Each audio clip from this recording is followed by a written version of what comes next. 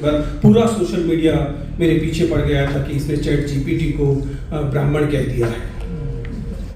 ये सारे के सारे कवि, आलोचक, साहित्यकार वही शुक्ला, चतुर्वेदी, त्रिवेदी, वो क्या? हिलो डुलो मत, मुझे रक्त अपना पीने दो, अचल रहे साम्राज्य शांति का, जियो और जीने दो।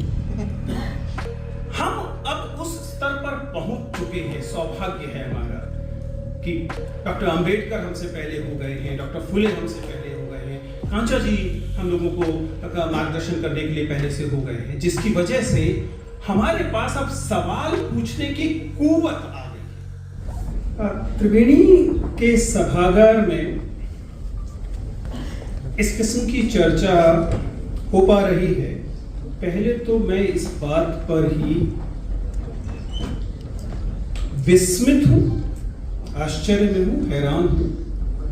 यद्यपि हैरानी में खुशी छिपी हुई है, लेकिन योगेन जी यहां पर हैं, वे याद करेंगे कि पिछले 10-12 सालों में प्रतिरोध के जमावड़ों के लिए जगह इस शहर में किस पैमाने पर सीमित हुई है।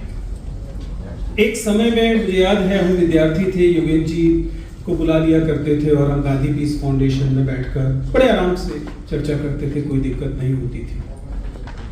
और पिछले अगर आप 4-5 सालों की स्थिति देखें तो स्थिति ये हो गई है कि जब हम लोगों को प्रतिरोध करना होता है तो हम अब सड़क पर भी खड़े होकर प्रतिरोध करने की स्थिति में नहीं रहे। इनफैक्ट पिछले 2-3 सालों से तो हम लोग प्रेस क्लब ऑफ इंडिया में प्रेस कॉन्फ्रेंस के नाम पर प्रतिरोध की बातें करने की स्थिति में आ गए हैं। अभी पिछले ही सप्ताह हमारे कुछ विद्यार्थियों को हम ही लोगों से मिलने कॉलेज आए थे वे, और वे एक साम्राज्यवाद विरोध के विरोध में एक छोटा सा आयोजन करना चाहते, हम लोग सब मिलकर करना चाह रहे थे, उसकी तैयारी के लिए आ रहे थे।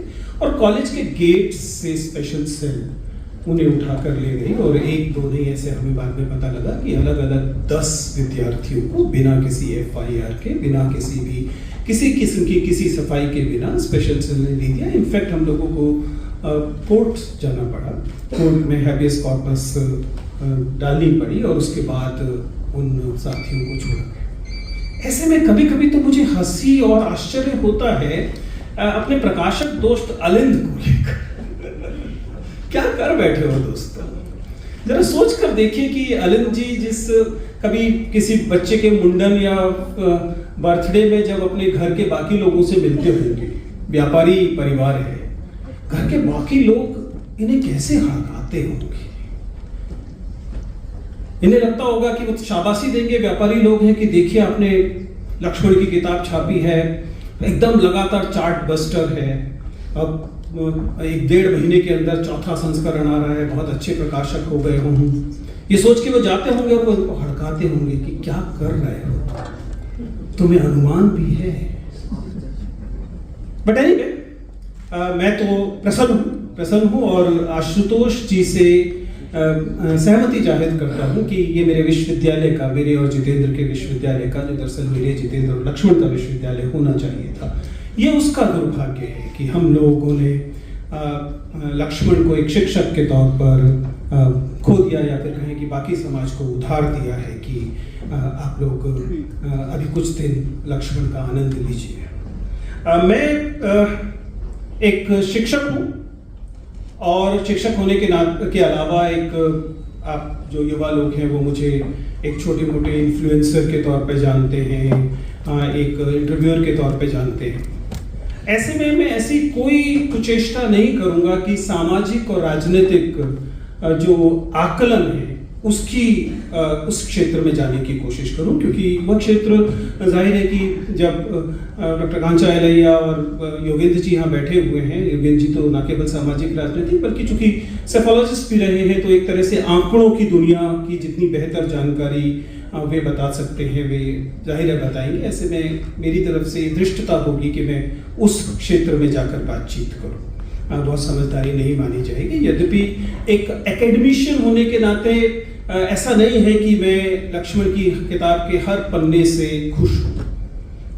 दरअसल पूरी तरह सहमत तो मैं अपने आप से भी नहीं होता, तो लक्ष्मण से तो खैर कैसे होऊंगा। मसल मैं अगर मुझसे पूछा जाता तो मैं कहता कि आंकड़ों की बात है लक्ष्मण, तो इसमें संदर्भ सूची क्यों नहीं है, इसमें एपीए फॉर्मेट में आप डाटा को क्यों नहीं बता पा रहे, इत्यादि इत्यादि कुछ मानक बातें मैं कह सकता था। और सच्चाई ये है कि लेकिन हम अकादमिशियंस में ये आपत्ति करने का हक, नैतिक हक उसी दिन खो दिया था जिस दिन लक्ष्मण मेरे सामने उस सिलेक्शन कमेटी में बैठे थे और मैं तमाम कोशिशों के बावजूद ये सुनिश्चित नहीं कर सका कि वो अगले दिन एक साथी की तरह स्टाफ रूम में आ सके।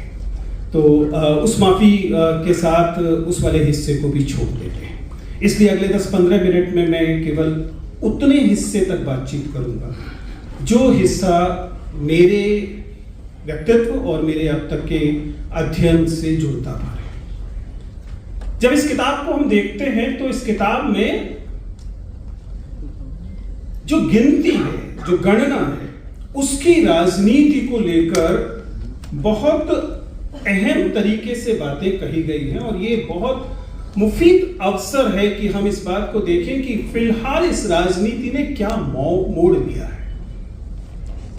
मेरे साथी जितेंद्र मीणा यहां पर हैं, जिन पर यह आरोप लगाया गया एफआईआर में कि आपने अपने कॉलेज में ब्राह्मणवाद मुर्दाबाद कहा है। आप इस बात का अनुमान कर सकते हैं कि 2026 में हम शिक्षकों पर यह आरोप लगाया जाएगा कि आप ब्राह्मणवाद मुर्दाबाद नहीं कहेंगे, बल्कि परसों तो मेरे पास एक रील आई जिसमें एक व्यक्ति ने बाकायदा दम ठोक कर यह कहा कि इस देश में अब ब्राह्मणवाद जिंदाबाद ही कहना होगा। बाकायदा ये बात कही। आखिर में लोग इतने चिंतित क्यों, और ये किस संदर्भ में हो रहा था? ये हो रहा था यूजीसी के नए रेगुलेशंस के समर्थन और विरोध में जिस किस्म की बातचीत विश्वविद्यालयों में चल रही है। विश्वविद्यालय ने बाकायदा 1 महीने के लिए विश्वविद्यालय के तमाम ओपन स्पेसेस और सभागारों को बंद कर दिया है कि वहां पर किसी किस्म का कोई आयोजन नहीं होगा, कहीं आप जाति की बात न करने लगे। एक ऐसा तबका बाकायदा खड़ा हो गया जो ये कहता है कि उनका एंटाइटलमेंट टू डिस्क्रिमिनेट उनका हक है। वे कहते हैं कि आपको शांत रहना चाहिए, जैसा आशुतोष जी ने कहा कि आपको समरसता बनाए रखनी चाहिए। दिनकर ने कब कहा था, हिलो डुलो मत, रक्त अपना पीने दो। हिलो डुलो मत, मुझे रक्त अपना पीने दो, अचल रहे साम्राज्य शांति का, जियो और जीने दो। ये जो स्थिति है जिसमें कि एक वर्चस्वशाली जो तबका है वह हक मानता है अपना कि वह शोषण या उत्पीड़न करेगा, और उत्पीड़ित समाज के पास यह हक नहीं होना चाहिए कि वह उत्पीड़न का विरोध करे। अगर वह ऐसा करेगा तो हम मानेंगे कि वह समाज की शांति और राष्ट्र की एकता के खिलाफ बात कर। और ये साधारण बात नहीं है, लेकिन फिर भी मैं फिर से इस बात को रोक रहा हूं, राजनीति की तरफ जाने से अभी थोड़ा सा रोक रहा हूं। जाहिर है कि सारी बातें ही राजनीति है, लेकिन मैं वापस उस गणना की राजनीति की तरफ चल रहा हूं। लक्ष्मण ने अपनी किताब में इस बात को बहुत अच्छे से स्थापित किया है, और आप लोगों ने अगर किताब नहीं पढ़ी तो जरूर पढ़ना चाहिए कि कैसे ये गिनती का सवाल अंततः उस हकमारी के सवाल से जुड़ता है। क्योंकि जब आप गिनेंगे तब आपको यह पता लगेगा कि इस समाज में एक लंबे अरसे तक हक की जो चोरी हुई है वो उजागर हुई। एक समय कभी किसी ने कहा था कि जिस दिन स्त्रियों के श्रम का हिसाब होगा उस दिन इस समाज की सबसे बड़ी चोरी पकड़ी जाएगी। ये केवल स्त्रियों का सवाल नहीं, स्त्रियों का तो जाहिर है कि सवाल है, क्योंकि उनके श्रम की चोरी हम जानते हैं कि घरेलू श्रम और तमाम जगहों पर होती ही। लेकिन ये कुल मिलाकर हर हक की चोरी का सवाल भी है कि जब जब आप हिसाब करेंगे, जब जब आप गिनेंगे, तब तब वह चोरी निकल कर आएगी जो अब तक चल रही थी। इसलिए वे तमाम तबके, वे तमाम वर्चस्वशाली वर्ग जब इस गिनने की मुखालफत करते हैं, जब इस गिनने के खिलाफ खड़े होते हैं, जब इस उत्पीड़न के खिलाफ जो लोग खड़े हैं उनके खिलाफ खड़े होते हैं और बाकायदा हक से खड़े होते हैं, और उनके हक के बड़ा रोचक है। उनके आत्मविश्वास का अगर आप स्तर देखें तो आप हैरान हो जाएंगे। उनको यकीन है कि they can do it with impunity.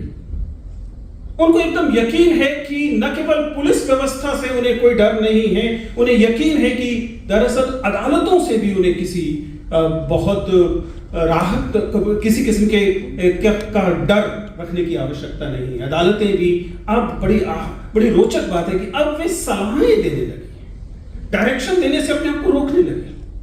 अब वे सलाहें देकर काम चलाती हैं। इसे हमारे वाले इस केस में बिल्कुल एग्जैक्टली ये हुआ कि जब इन विद्यार्थियों को छुड़वाने के लिए हम कोर्ट में पहुंचे और हैबियस कॉर्पस दिया तो बाकायदा खबर ये दी गई कि संडे को कोर्ट बैठने को तैयार है, संडे को कोर्ट बैठने को तैयार है। और कोर्ट ने क्या सलाह दी? कोर्ट ने सलाह दी स्पेशल सेल को कि देखिए आप ऐसा पता कर सकते हैं। और उसके बाद स्पेशल सेल या कहीं की सरकार ने ये कहा कि अच्छा चलिए ठीक है। लेकिन जिस चीज पर जो मेरा क्षेत्र है जिस पर मैं आपको लाना चाहता हूं, पिछली बार जब मैंने ये बात कही थी तो उसके बाद पूरा सोशल मीडिया मेरे पीछे पड़ गया था कि इसने चैट जीपीटी को ब्राह्मण कह दिया है। मैं उस तरफ आपको दोबारा लेकर जाना चाहता हूं कि जब आप गणना की बात करते हैं तो गणना का सवाल केवल नीतियों का सवाल नहीं है। प्लीज इस बात को समझिए। यह बात बिल्कुल सही है कि गणना का एक प्रथम उद्देश्य यह है कि हम राज्य के स्तर पर राज्य को ये बाधित करें, राज्य को ये बाध्य करें, राज्य को इस बात के लिए समझाएं, अपनी पॉलिटी को इस बात के, अपनी राज्य व्यवस्था को, अपनी विधायिका को और राज्य को समझाएं कि देखिए ये जनगणना है, इसमें अलग अलग तबकों की भागीदारी इतनी है, इसलिए आपको नीतियां इस प्रकार बनानी चाहिए कि वह सबके साथ न्याय करे। Absolutely acceptable, understandable.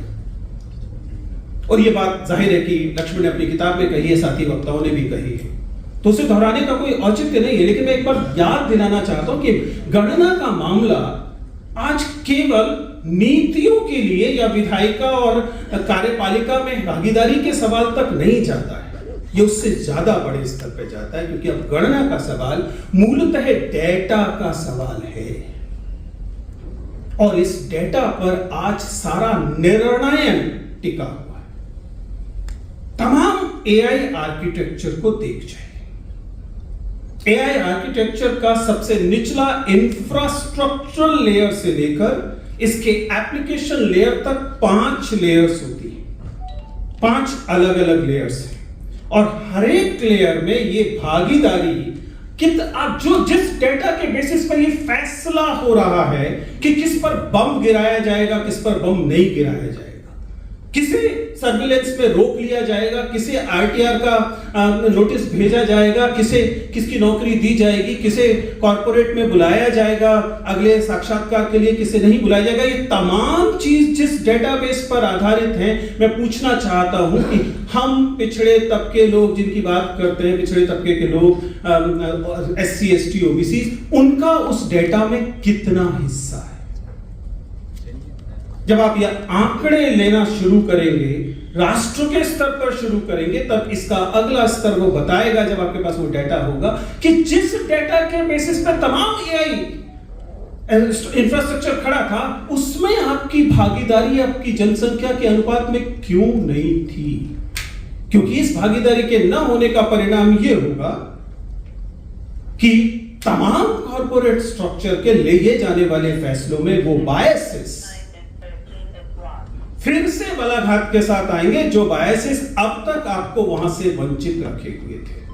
और मामला केवल डेटा का नहीं है, इन 5 लेयर्स का है, जिसमें उन मॉडल्स की लेयर, उन एल्गोरिथम्स की लेयर, वे एल्गोरिथम जिसके आधार पर तय हो रहा है कि विजयन चौहान का वीडियो आपको दिखाया जाएगा या आशुतोष जी का वीडियो दिखाया जाएगा या ब्राह्मणवाद जिंदाबाद वालों का वीडियो दिखाया जाएगा। वो जो नैरेटिव बिल्डिंग की बात की जा रही है, नैरेटिव बिल्डिंग अब पत्रकार नहीं कर रहे हैं, संपादक नहीं कर रहे हैं, गेट कीपिंग संपादकों के हाथ में नहीं है, आर्टिफिशियल इंटेलिजेंस कर रहा है, जहां पर आपका प्रतिनिधित्व नहीं है, ना डेटा में है, ना एल्गोरिथम्स में है, ना मॉडल में है, ना बिहेवियर में है, यहां तक कि उस फीडबैक में भी नहीं है जो यूजर के साथ इंटरेक्शन के समय जिसके बेसिस पे एआई तय करता है कि ये वाला वीडियो और कितने लोगों को दिखाया जाए। और यही तो सारी की सारी नैरेटिव बिल्डिंग है, यही तो वह चीज है जिसे आप प्रोपेगेंडा कह रहे थे।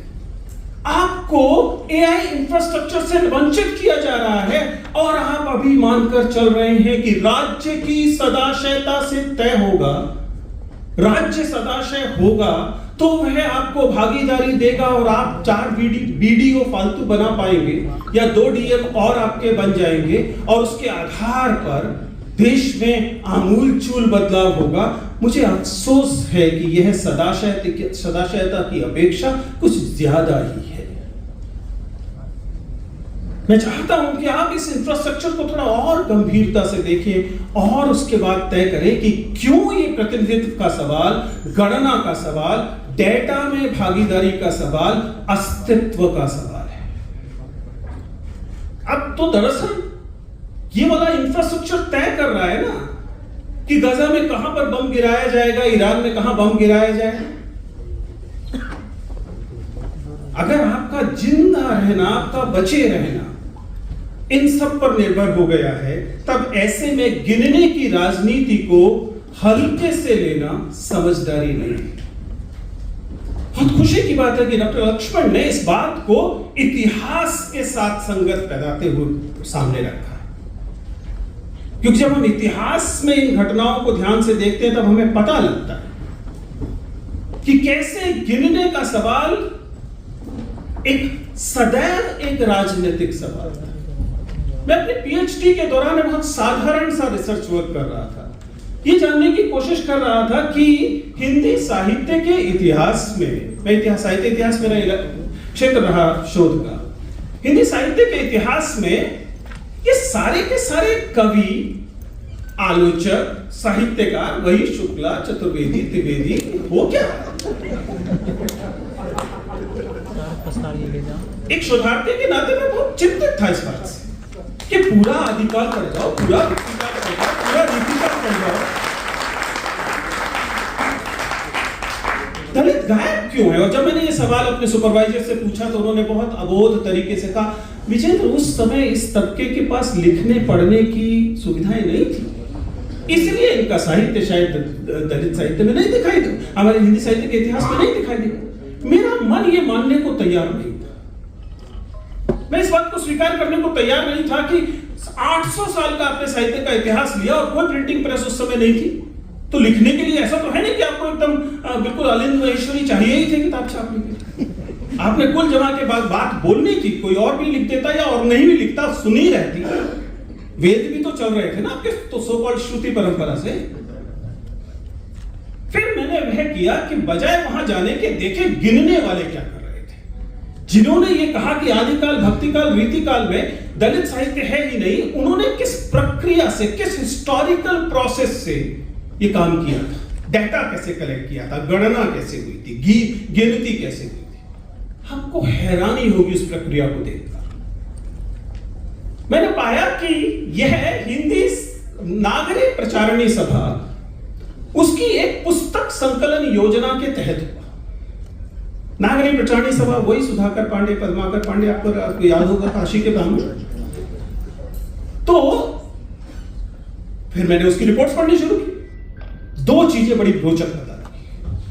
पहली बात, हिंदी की पांडुलिपि संकलन योजना कभी चलाई ही नहीं गई थी। संस्कृत की पांडुलिपि संकलन योजना चल रही थी और नागरिक प्रचारणी सभा ने यह आग्रह किया कि वे लोग जो संस्कृत की पांडुलिपियों के लिए गांव-गांव जा रहे हैं, वे हिंदी की भी पूछ लें और उससे जो मिलेंगे उसके आधार पर हम हिंदी साहित्य के एक पूरी की पूरी रिपोर्ट पब्लिश करेंगे।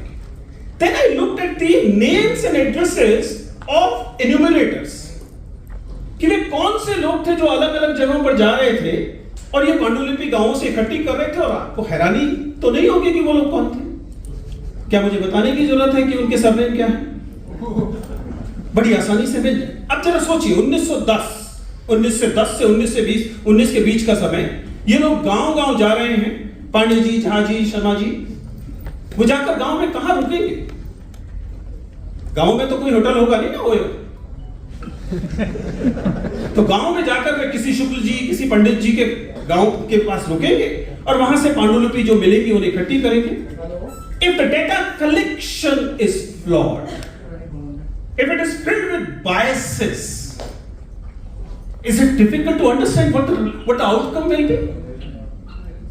आपने जिस प्रक्रिया से, जिस अशुद्ध प्रक्रिया से इस डेटा का संकलन किया, वह सुनिश्चित करता है कि 800 साल के इतिहास में आपको दलित लेखक मिल ही नहीं सकता।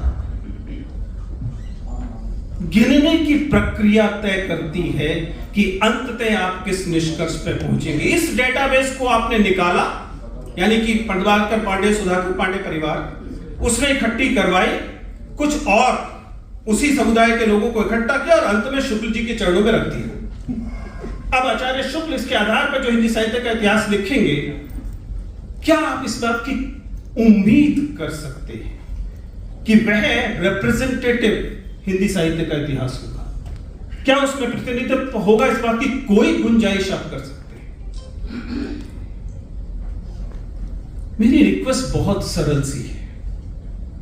मामला केवल गिनने के लिए दबाव डालने का नहीं है, गिनने की सारी प्रक्रिया पर एकदम माइक्रोस्कोपिक नजर रखने की जरूरत है। वे कौन सा क्वेश्चनर बना रहे हैं, उस क्वेश्चनर के बनाने की प्रक्रिया में प्रतिनिधित्व है कि नहीं है। जब 2001 की जनगणना हो रही थी, 2000 से शुरू होती है, संयोग से मैं दिल्ली के सरकारी स्कूल में तभी मेरी नियुक्ति हुई थी, और चूंकि मैं हिंदी अंग्रेजी बोलबाल लेता था, तो मुझे मेरे प्रिंसिपल ने मास्टर ट्रेनर नाम की पोजीशन में जनगणना के लिए रख दिया। जिसका मतलब यह था कि उस दौरान जो जनगणना होगी, उस जनगणना में 101 या 105 इन्यूमरेटर्स मेरे अंतर्गत अलग अलग जगहों में, त्रिनगर के अलग अलग मोहल्ले में जाएंगे और इन्यूमरेशन करेंगे।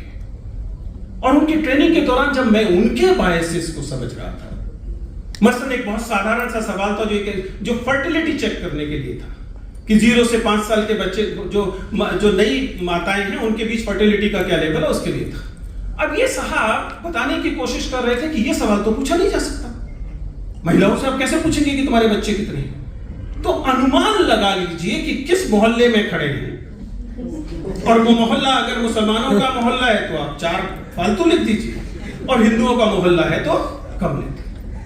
I am not at all suggesting कि सारा का सारा इन्यूमरेशन ऐसा ही होता है। I am merely saying that the biases creeps to the every level of this architecture, and hence you need to work for mitigation of these biases at every level. आप किन्हें enumerator बनाएंगे, उनमें प्रतिनिधित्व है कि नहीं है? क्या उनके बायसेस हैं? क्या वो जब जामा मस्जिद जाते हैं तो एक तरह से सवाल पूछते हैं, और जब गांधीनगर जाते हैं तो दूसरी तरह से सवाल पूछते हैं?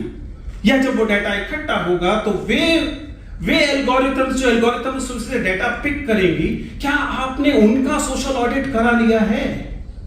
क्या आपके पास ऐसे लोग हैं पूरी के पूरे एल्गोरिथम राइटिंग में जो सोशल ऑडिट कर सके और एल्गोरिथम्स में बायस तो नहीं जा रहे उसे देख सके? मैं पिछले 10 साल में ऐसे दलित डेवलपर से नहीं मिल पाया हूं जो मुझे दावा करके ये कह सके कि अगर उनके सामने एल्गोरिथम रखी जाएगी तो वो उसमें कास्ट बायस जा रहा है या नहीं जा रहा उसे पहचान सकते हैं। क्योंकि ये रिप्रेजेंटेशन सब जगह कम है, गूगल में भी कम है, और जो और बड़े आईटी की बड़ी कंपनियां हैं उनमें भी कम है, और इनसे एक्सपोजर बहुत जरूरी है। बिना इस एक्सपोजर के लिए आपके लिए एल्गोरिथम से बायस को निकाल पाना बहुत मुश्किल है। अभी तक तो हम सरकार को इस बात के लिए नहीं बाध्य कर पाए कि भैया ईवीएम में जो आप एल्गोरिथम डालते हैं, ईवीएम में भी तो आप रोज करते हैं ना, हर बार इलेक्शन से पहले प्रोग्रामिंग, तो उस एप्रॉन के प्रोग्राम को जरा सामने रख दीजिए, लोग देख के बता दें कि उसमें तो कुछ गड़बड़ नहीं है। हम उतना नहीं सहमत कर पाए। इसलिए गिनने के सवाल को राजनीतिक सवाल की तरह देखें, ये मेरी आपसे आरजू है। ये राजनीतिक सवाल ही है, और जब अगर ये राजनीतिक सवाल है तो इसके लिए समाधान और इसके लिए दबाव, उसका भी राजनीतिक होना अनिवार्य है। अंत में बस इतना कहकर अपना स्थान ग्रहण करूंगा कि हम अब उस स्तर पर पहुंच चुके हैं, सौभाग्य है हमारा कि डॉक्टर अंबेडकर हमसे पहले हो गए हैं, डॉक्टर फुले हमसे पहले हो गए हैं, कांचा जी हम लोगों को मार्गदर्शन करने के लिए पहले से हो गए हैं, जिसकी वजह से हमारे पास अब सवाल पूछने की कुव्वत आ गई। बस इतना ध्यान रखिएगा, सिर्फ कुव्वत से सवाल नहीं आएगा, सवाल पूछने की हिम्मत भी रखिएगा। अगर हम इस सवाल पूछने की जो कुव्वत हमारे पास आई है उसे सवाल पूछने की हिम्मत के साथ जोड़ पाएंगे, तो मैं कोई कारण नहीं देखता कि हम फिर से उन मुट्ठी भर लोगों द्वारा लगातार उनके वर्चस्व में रहने के लिए शापित हो। ऐसा कतई अनिवार्य नहीं है। देश हमारा है, हम इसे हासिल कर रहेंगे। शुक्रिया।